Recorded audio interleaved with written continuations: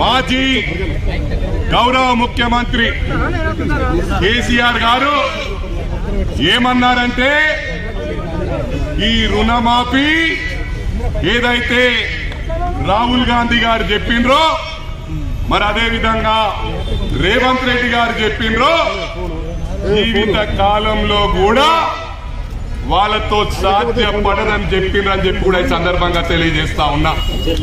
అంటే రైతన్నలకు విజ్ఞప్తి చేస్తా ఉన్నా, ఒకటి గమనించాలి, ఈ బీఆర్ఎస్ పార్టీకి రుణమాఫీ కావద్దని ఉన్నది. వాళ్ళకి ఏదైనా ఉంటే